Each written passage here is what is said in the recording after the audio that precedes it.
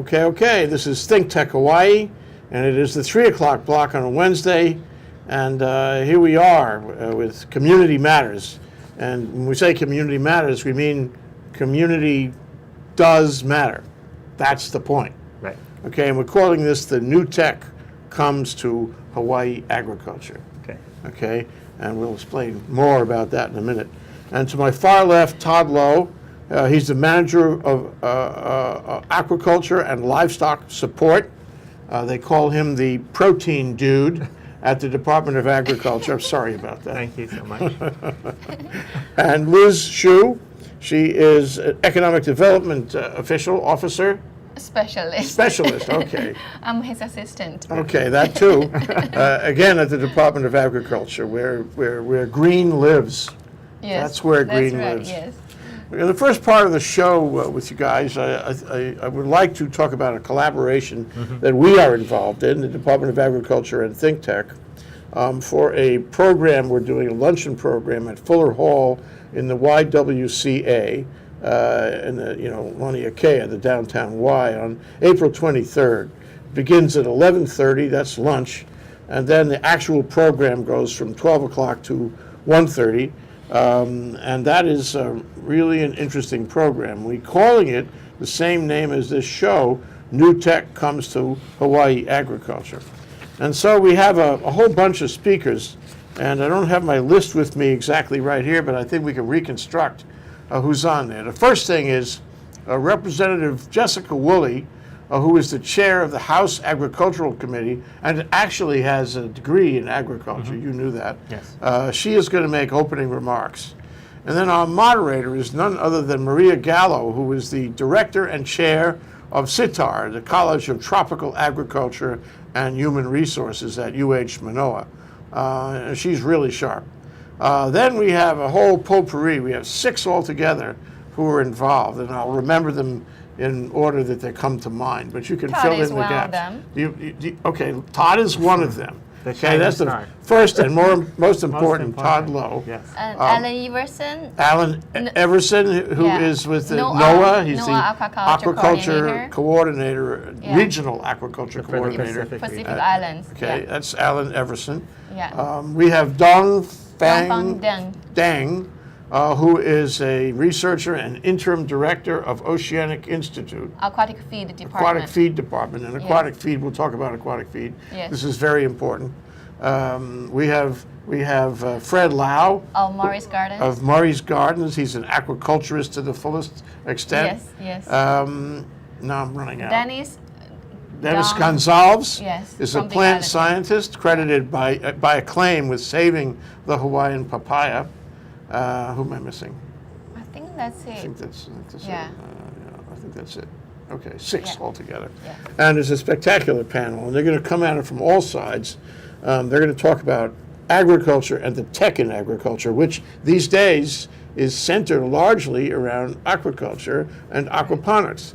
2 weeks ago, the Department of Agriculture set up a program at KCC with Chef Alan Wong and a bunch of aquaponics farmers and some buyers and prospective buyers of aquaponics products, which the center point of that is tilapia, but it involves a lot of produce, because you know that with aquaponics you get both ends of the spectrum. You get the fish for the protein, and you get produce, all kinds of produce, lettuce and related greens. Anyway, there was this big, really terrific program that these guys set up, Todd and Liz, and the crowning achievement of it was Alan Wong's cooking and the students there. Outstanding. It was really Everybody good. loved it. You know, I mean, I went back for more, and I don't like to do that, but I did.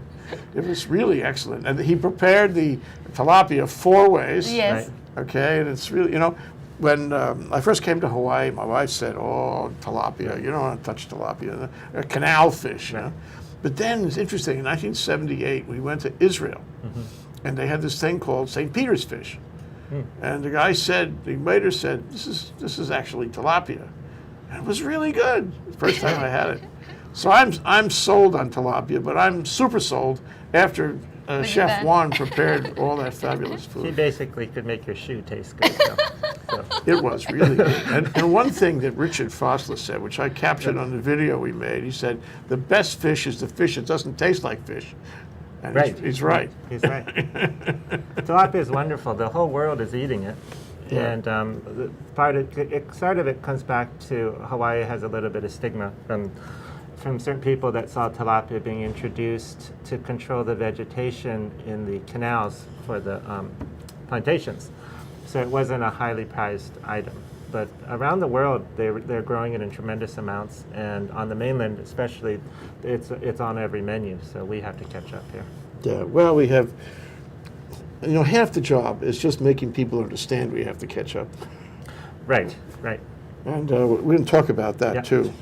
But let's talk for a minute about what we hope to achieve together in the program in the YWCA on April 23rd.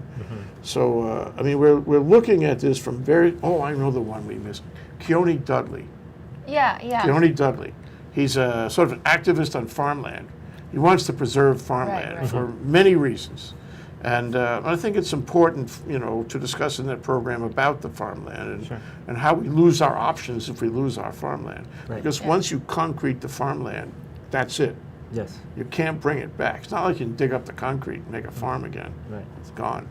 Anyway, so we're going to talk about, the farmland. We're going to talk about the science in sitar, the science of aquaculture, building an industry, which is what you guys are doing. It was clear at KCC you were doing that.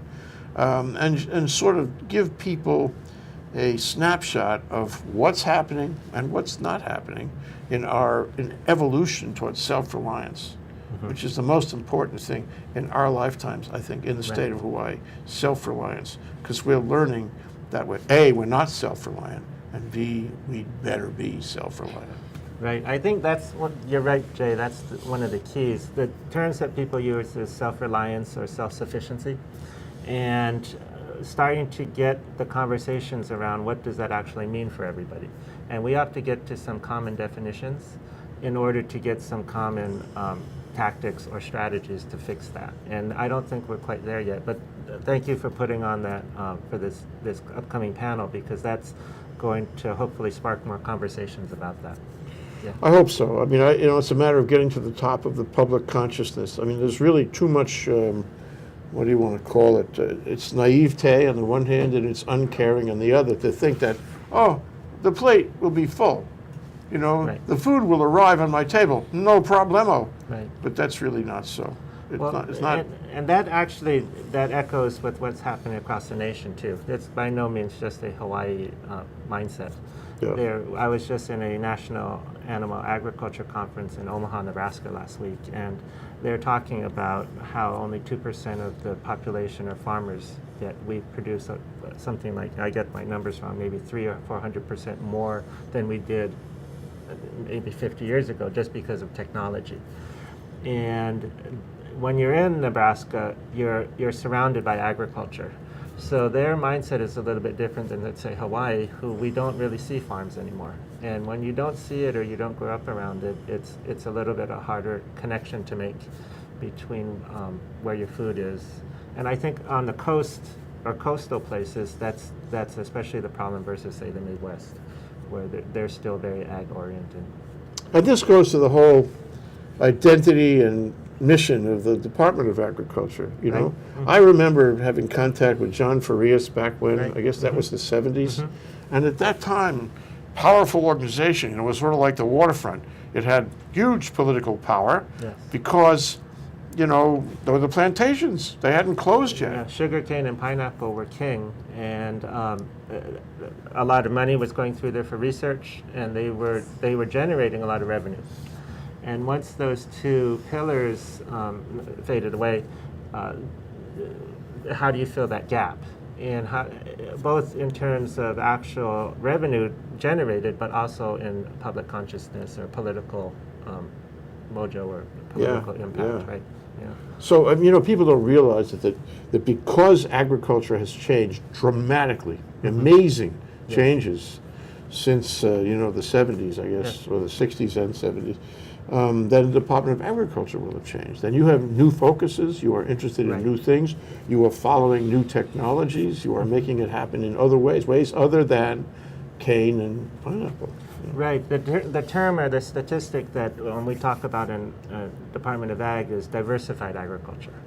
And that is sort of a catch-all, but it does include everything other than sugarcane and pineapple. So there's contentious issues like seed crops, as we know, and the GMO issue there, also including the other livestock sectors and aquaculture, which is kind of what Liz and my focus is on. And when you're starting to develop some of these industries, not necessarily from the ground up, but they're fairly small and you're trying to connect them and trying to grow them, it takes some effort and some perseverance just to keep going. Yeah, I mean, it's a lot. It's just, I mean, I'm outside this world, but it takes the land, getting the land. Yes. It's a big issue. Mm-hmm.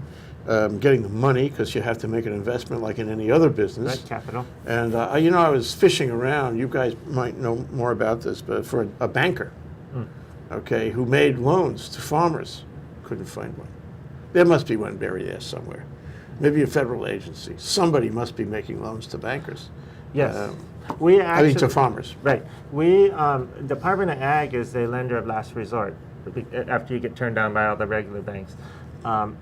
Some of that comes back to not the riskiness of the business or not understanding actually the business. So Department of Ag does do agriculture loans, and USDA through the Farm Service Agency has an arm that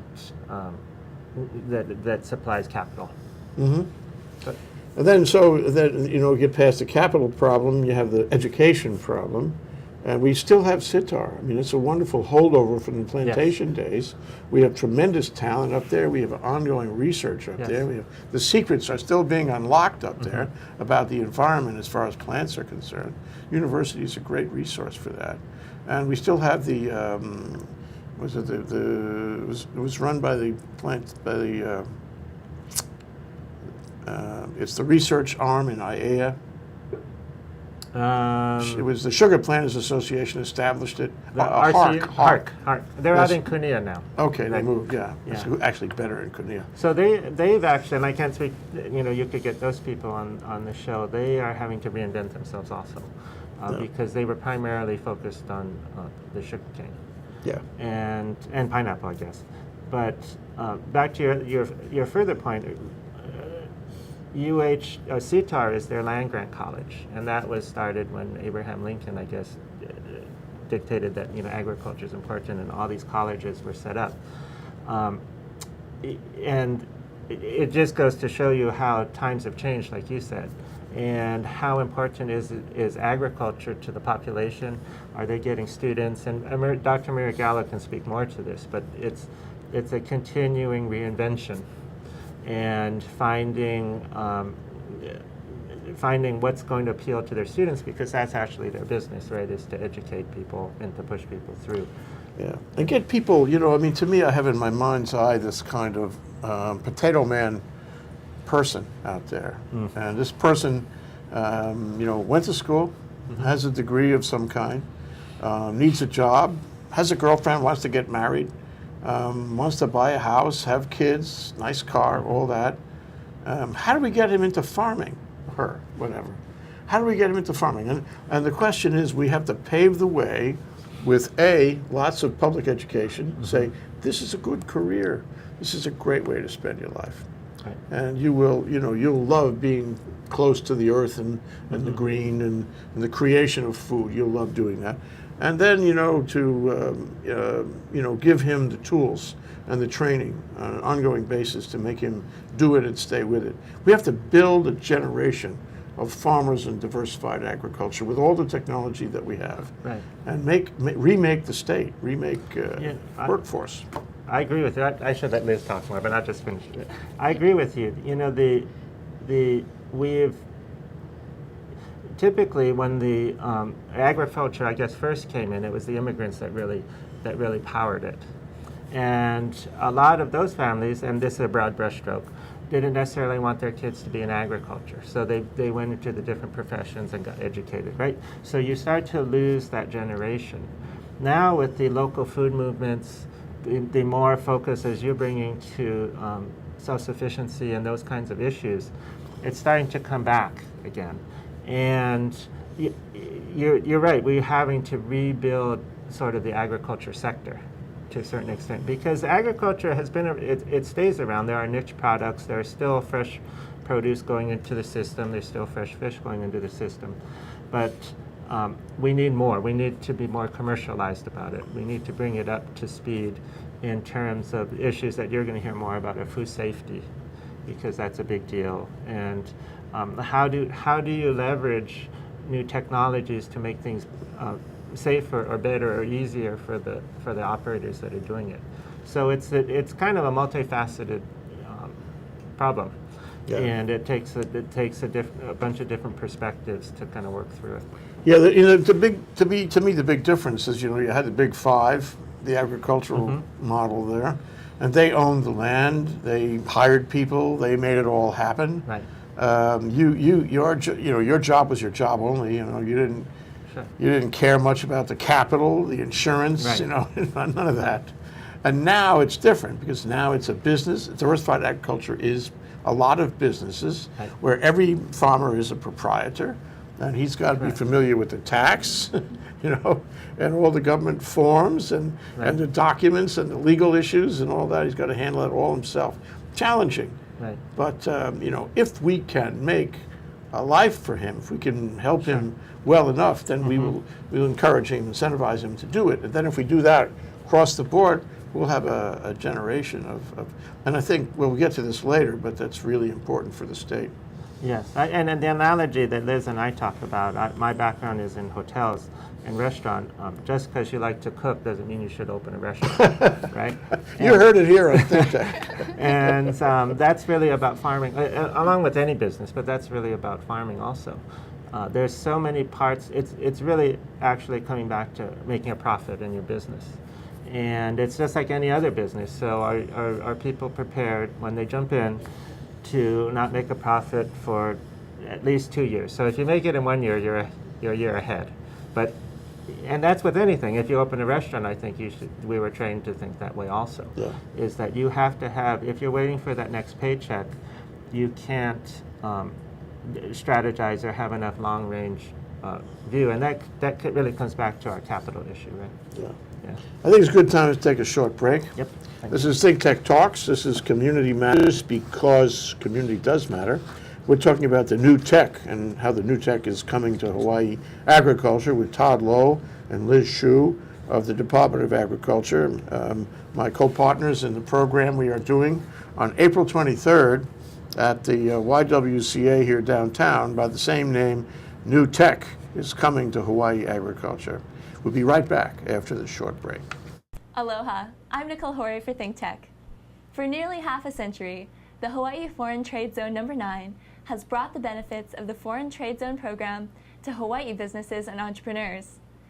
Dept, the Department of Business, Economic Development, and Tourism, operates Hawaii's Foreign Trade Zone program to encourage international business and economic development. The Foreign Trade Zone's mission is to increase the amount of international trading activity in Hawaii, thereby providing employment opportunities for the residents of our island state. For more information, see ftz9.org. I'm Nicole Horry. Mahalo. Okay, we're back. We're live. We're talking about and with the Department of Agriculture and the new tech there in our Community Matters series with Todd Lowe and Liz Shu of the Department of Agriculture. And they're both involved in aquaculture, which is, I suppose you could say that aquaculture is the new tech in agriculture. Yes. At least we make protein there. Anyway, he's the protein guy. Protein dude, pardon me. Oh, right. So, Liz, you've done a lot of research. I've seen you. You're facile with all these numbers. And I wonder if you could give us a kind of précis on what's going on in the world today with creation of protein in aquaculture. Okay, so I want to show the audience this chart. It shows 13 producers, 13 countries We're going to zoom in on that now so we Worldwide. can see it better. You can see it there. worldwide. So you can see the USA has the most resources in terms of land and water, but we produce the least amount of farmed fish. China is the second in resources and water, land and water. They are the largest producer of farmed seafood. And a small country like Bangladesh with very limited resources, they have much more production than the USA. So we do have a lot of potential to increase our production. Okay, well, it's a little scary. You put it in a very nice, positive way. But the other side of that question is what's been holding us up? Because we have been buying cheap imported seafood from Asian countries. Yes, and that's we the are problem. heavily regulated in our What do you mean? through the federal departments of well, basically the United States has a lot more regulations versus some of the other countries, and that's why a lot of production has moved overseas. So this is something this is actually a big challenge for us nationally, is to get some alignment on these regulations that dictate sighting, species. This is both land-based and ocean-based. For the ocean, it's our friends at NOAA, and then on land, it's more the USDA. And overseeing both, the FDA. You know, it's interesting. It's sort of like manufacturing. The sad case of American manufacturing. Correct. You know, we don't really manufacture anything anymore. And I'm writing an article about what is it? Foxconn, Foxconn. Oh, yeah, that's a very big Taiwanese company. Yeah, they have huge, factories in huge. mainland China. Yeah, and They're- they make computers. Yeah. They make iPads and iPhones Supplier for Apple. for And Apple. they're moving to the U.S. They're opening a number of factories in the U.S. This is like Toyota building cars here. They want to get closer to their They want to be closer customer. to the market, I Yeah. suppose. And their costs are rising in their own countries. Yeah. So maybe there is a leveling of the playing field. Maybe. Maybe, or Maybe, whatever reasons they are. But what troubles me, though, I mean, and the same thing may happen in terms of aquaculture. Troubles me is that here's American apple, okay? Yes. American intellectual property, Yes. American workers, American land, American physical factory, Yes. all the American laws, all the American investment process, all that stuff. Probably a lot of American money will go in to the Foxconn factories in the U.S., but the profit will go offshore. And the know-how, the management, and how to run this will come from somewhere else. I mean, I put this in neon. Why can't we do that? Can't we do that? Sure. But apparently we can't. And I'm worried that the same thing could happen with aquaculture, no? That we have the resources. We'll be winding up putting the labor, the resources, and everything else into it, but we won't be running it right here. That's possible, I think. You know, there's one of the outcomes of going to Omaha for this National Institute of Animal Agriculture conference is they started an aquatic livestock committee. And we just passed a resolution to look at a sustainable seafood roundtable concept, where we start to bring in different entities further down the food system chain, not only about production, but the people that distribute the product, like the Walmarts, the McDonald's, and those things, because they are the ones that really carry the weight for us. And unfortunately, as Liz showed in our graph, the domestic production is fairly tiny, and it takes some political will to move some of these pieces, especially on regulation. We're not trying to wipe out all regulation, but it has to be. It makes some sense to support domestic production development, and those are big issues, and it deals with large parts of our federal government. So this is something that we're embarking on currently, and seeing how we pull it But together. if we had our druthers, if Yes. we were really akamai like the Singaporeans are, like go for it kind They of thing. cane people, though. Okay, right. Well, just cane them. If you spit gum. But if we really got going on this, Yes. what we would say is, this is a world competition. Food is our bag. That's it's Right. more than apples. Food, and we need to do diversified farming really quick. We need to do it all over the country. We need to build all the infrastructure and develop all the incentives we possibly can for the future, because in the future we will have shortages. There will be global shortages, Absolutely. especially of protein. Right. And so we have to move ahead. And query, I ask you, are we overregulating this area? You talk about food safety, and it's important, but are we overregulating? Are we slowing it down because of that? Well, that's a tough question. I don't believe we're over-regulating. I think what we lack, and this is just for aquaculture, is one entity that is responsible for production, to growth and production, because that regulation has to be balanced by risk, either animal health or human health. Sure. Look what happened with the milk. Right. The melamine milk in, Yes. in China. We don't want that for sure. Correct. So there's plenty of examples of what happens when there's actually a lack of regulation. So we want to absolutely keep the public safe, yet we have to have the vision of how much food do we want to grow in this country. And for us, that really is, we work very closely with the U.S. Department of Ag, and they have all the pieces. So, but what happens today, there's the aquaculture industry is split up between several departments, including USDA, NOAA, Fish and Wildlife, because we're so diverse. So the concept is, how can you get alignment in one spot that will be responsible and has the mission to develop food? Yes. And that's kind of where the rub is. So no, getting back to your question, Jay, I don't believe we are over-regulated. We just have to get some alignment in regulation, and parallel that So with fewer people. I mean, fewer agencies. Yes, there's. Speaking about regulation. We have horror stories on just open ocean. The ocean is a tremendous resource. The layers of regulation are kind of interesting, and Alan Everson can talk about that more on the 23rd. Yeah. Okay. Yes. Yeah. Good. Good. They're the experts. So, but I'm sorry. I Liz. want to point the positive side of strict regulation, though. We have the safest seafood in the world. Yes. Yes, we have the best product, we can say, Right. for people to consume. Our problem is that with all the imports, approximately 1% is being checked as it comes in. So through lack of resources or lack of coordination, that puts us, it's just an interesting kind of a thing when you see how much is coming in. And because we What's it, 90% of what? everybody had around 80, they use 85 to 95, but say 90. Yeah. That's a lot of food coming through that we all consume that possibly hasn't been checked. Yeah. So and the environment they grow in can be questionable. Yes. And we don't know. Sure. The Well, feed in some places it used, must be the questionable. water yeah. quality, yeah. Right. And so this is our perspective, obviously. We're not here to shut down seafood distribution or anything like that. But the reality is, if we can grow more food domestically, that would.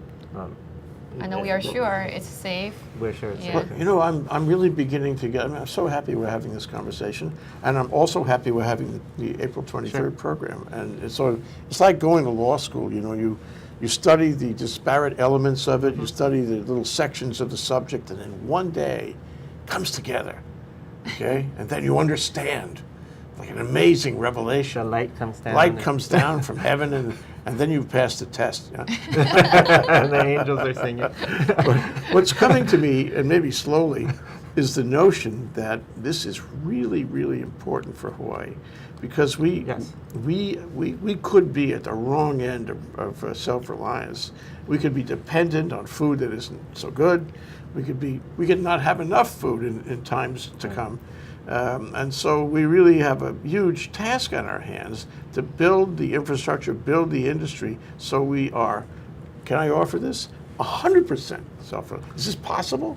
I don't believe it's possible. 100% self-reliant. I think what we have to do is choose which areas we are self-reliant in. There's so many products out there, and our tastes are so diverse. We do need to import things because it's just Oh, sure. I mean, I want exotic foods, or we all want exotic foods. I'm talking about the staples. Yeah, it comes back to certain types of food lend to large land areas to grow it, wheat, corn. just being on an island, we don't have that luxury. So Yeah. the things that you can grow intensively, and that's what aquaculture is about, Yes. is really A lot of vegetables and fish, Yeah. but like greens, rice, probably not here. right. Yeah. Can't grow rice here? We can. It's just that it takes a lot of area to grow a certain amount of yield, right? So This you'd goes have to Keone Dudley's farmland. right. So all of this initiative, yeah. sort of ties together. It's not impossible, of course, but so what this is today. It's not so much the science of how to grow things. Around the world and in the U.S., we know how to grow almost all of these items. There's some species of fish we haven't unlocked yet, but generally we can grow. It's what do you want to grow, and do you have the political will to support that growth is really what this is all about. So that you're right, it's crucial. The overarching scary number that the Food and Animal Organization out of the UN, FAO, Food and Agriculture Organization, they say by 2050 we have to grow 75% more food to feed the population at that point. That's not far off, and you really have to take a hard look at where and what we're going to grow. Of course, a lot of that food is going to go into places other than like the United States, where we're a developed country. So, you know, and there's these still developing countries, but there is definitely going to be a food shortage. And how do we start to work toward that is going to be, you know, interesting in terms of agriculture. It's really important, you know. I mean, It's super I think important. we went on for decades, if not generations, thinking, well, you know, plantations are in the past. We don't care. Right. You know, let's pave it over and forget about it. But not now. You know, let me go and ask one more question. The flip side of what we've been talking about. Sure. What about export? You know, can we ever? We exported pineapple, and we exported sugar. Yes. Made a lot of money. The guys who owned that land, and until the economics went sour, Sure. it made a lot of money. Can we ever get into a situation where we have such volume, such productivity, such an industry that we could actually make a buck? Yeah, that's a great question, Jay. I mean, we have an example of that going on right now off of Kona. There's the Kona Kampachi farm that grows in the ocean. They have an ocean-based farm that's growing. Is the this in amberjack. Nelha, near Yeah, Nelha? right off the Nelha. Their primary market is export. So it gets back to the selection of what species or what product you're growing. For sure, and this actually ties into the whole seed corn idea of we have 2 growing seasons versus, say, the 1 growing season in the mainland. So they're doubling their production, and our seeds get exported. So for sure, in certain areas and in certain systems, we can do it. Again, it's not for every product, but for a high-value product, I believe so. I think there's opportunities because Hawaii's cachet is so strong still. Sure. And as a brand, and Sure. as in pristine conditions, et cetera. So Yeah. I think there's possibilities. Yeah, wouldn't that be wonderful? Yes. Well, let's take one more break, okay? Then we'll come back, and we'll ask Liz what kind of energy she finds among the aquaculture community out there, and whether they are ready to step up to you know, a wider production and maybe even an export production. Wow. Okay, that's Todd Lowe and Liz Hsu, both of the Department of Agriculture. Todd is the manager of aquaculture and livestock support. Services. I get that right? Support services. Support services. Support services, yes. Okay. And Liz is an economic development specialist. Okay. Of same branch. Which mostly helps Todd. Yes. I need a lot of help. This is ThinkTech Talks. We're doing community matters about the new tech that is coming to Hawaii agriculture. We'll be right back after this break. I'm Hong Jiang, host for Asia in Review on Tuesdays.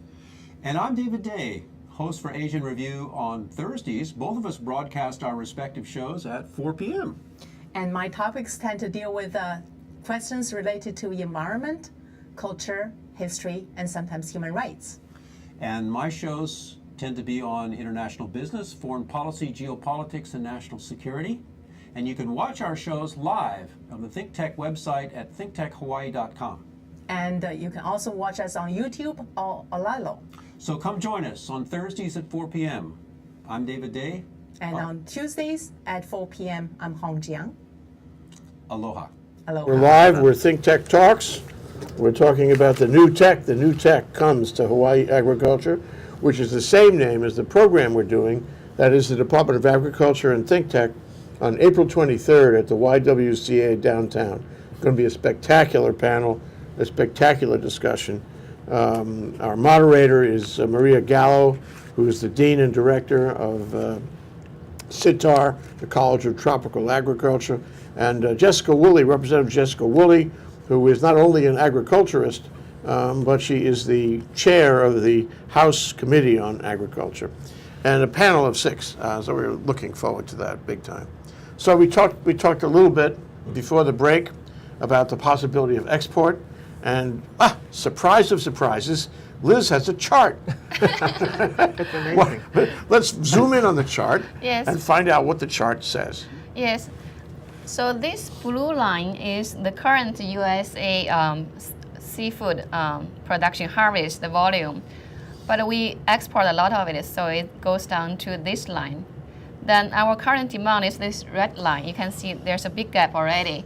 And in the future, if everybody goes, use a diet that is recommended by USDA, 2 seafood meals a week, this is the future demand, the ideal diet created a demand. So the gap is even bigger. So this bigger gap is opportunity for the entrepreneurs to come in, farmers to come in, because we have this bigger demand that is not satisfied, and it's growing bigger and bigger. Right. So, Jay, these are 1 million metric tons. And for a rough calculation, we did this really roughly we chose 15 million metric tons at $3 of value, just to get some value out of it.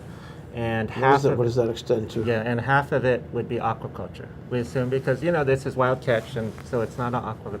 It's 50 billion in a year. So when we look That's at this, well more than all of the tourism in the state.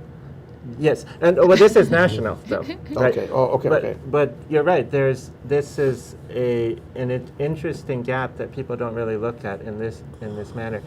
We all like to eat seafood. And it's been touted, of course, as being healthy for And numerous Hawaii reasons. eats more per capita than other places. Yes, we eat about 1.8 times more than the general U.S. citizen. You did a projection based on Yes. $3. Right, so it per comes out pound to about import, 50 right? billion. And that's what really was what's really eye-opening for a lot of the other industries, is that where would you get this much growth in livestock except in this one sector?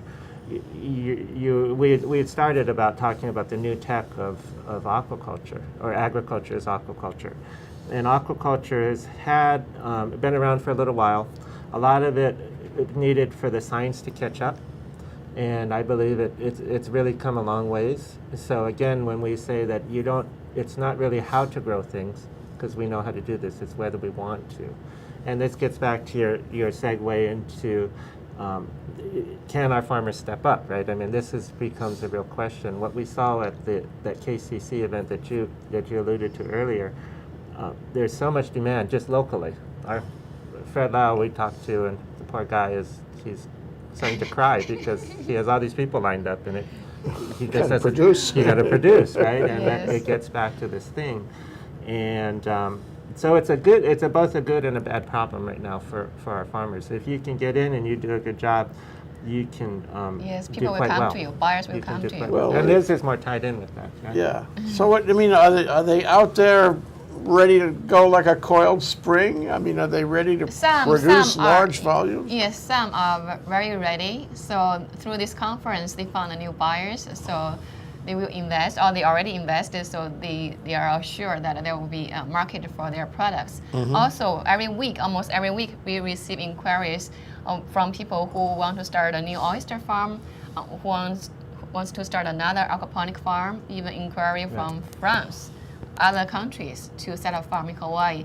If we can make our environment more pro for Business aquaculture, we will environment. attract people, Yeah. yeah, worldwide to come to Hawaii to do farming. Yeah, it's a market problem in some ways because you alluded to it a minute ago.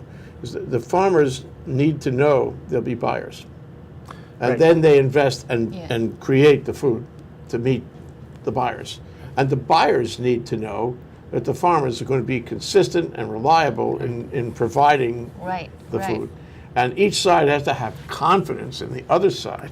Yes. Right, I think that's really where it is. One of my past lives, I was in charge of purchasing for Prince Hotels, and we were looking. The reason why several of these initiatives keep coming back to buy local, but the hotels especially need to be sure that the food will be there in the consistent quality and at that price that you want it to, because the chefs have it on their menu, and if for some reason it doesn't work, you get very gun shy. And then you Take it off your menu. right, and then you get to this awful circle. Excuse me, about the farmers then they have more supply, then it kind of goes kind of funky. But that's really what this is about: is gaining confidence and starting a dialogue for both ways. And we are embarking on a new project with Fred Lau at Mari's Garden on an acre of aquaponics and a greenhouse. And that really gets back to your new tech. And we're partnering on this, so it's a kind of a new venture. That'll double his acreage dedicated to aquaponics. That is correct. Yeah. And it's because it's going to be under greenhouse, it will be, we're hopefully going to be addressing all the food safety issues. And It's more productive when it's under greenhouse. that's correct. And because it's a state, we're going to be sharing all this information of the financial modeling and all the inputs. But he's that good goes with into that. He's a very open guy. That's correct. Everybody loves him for the mentoring. Right. So what we'll have after 2 years is some really rich data for commercial aquaponics. And that is going to be something that nobody really has across the nation. So we'll be able to share that, and it'll hopefully expand more production for Hawaii. You mentioned earlier that part of the problem was choosing the crops that Yes. are the high-value crops, and the less risk and more benefit kind of crops for an entrepreneur. And I wonder if we could take a minute or two here at the end of the show and identify. I mean, I think I hear you saying that aquaponics, of all the possibilities out there within your ambit of agriculture, is probably that's where it is in terms of high value and risk benefit. Is it? Well, it gets back to, that's a great question. It gets back to somewhat of the skill set of that farmer. And there are... It's just not that easy. Right, because you're balancing two systems at that point. There are traditional aquaculturists that just do fish, and then aquaponics really came out of the marriage between aquaculture and hydroponics. So there's two camps. In terms of a true business perspective, if you can diversify your operation, that's better.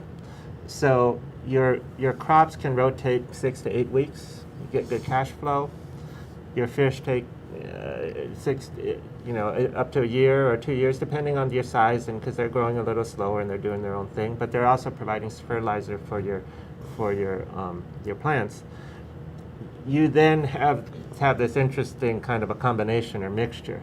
Again, it becomes a little complex when you start to try to balance both systems. If you make a mistake, you're going to lose. Right, and your fish are really important. You can grow more lettuce and stuff, but you want to keep your fish alive. Well, that's the highest value, right? You get more money Right. for a fish than a lettuce. Right. Yeah. So what they're really looking at right now is the model on this, and really how do the financials play out on a spreadsheet, right? And because you're rotating your crops through at a lot faster pace.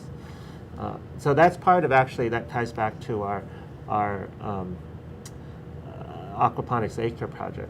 But I think there's space for everybody out there. There's so much demand that if you're going to get someone that's really good at something, don't worry too much about that system. Whether you don't try to have to do aquaponics. If you produce more food, and it's high quality and it's consistent, I think you'd be able to. We haven't scratched the surface of the food service or the hospitality markets, especially if we're talking about Hawaii. So really do something to really get some expertise at, and work on your marketing, work on your branding, and you're off and running. And at that point, once you have a stable foundation, you can start to look at different systems. I'm ready, Todd. You ready? I'm Let's ready. go. So is Liz. Thank you. That's Todd Lowe and The Liz thumbs are Shue tied. of the Department of Agriculture. We're talking here on Community Matters about the new tech that's coming to Hawaii agriculture. We'll be doing a program together on that on April 23rd at the YWCA downtown luncheon panel program. You can sign up for the program on thinktechhawaii.com. Thank you very much, you guys. Thank you. Thanks for Thank having us. See you Yes, soon. great to talk to you again. Aloha. Aloha.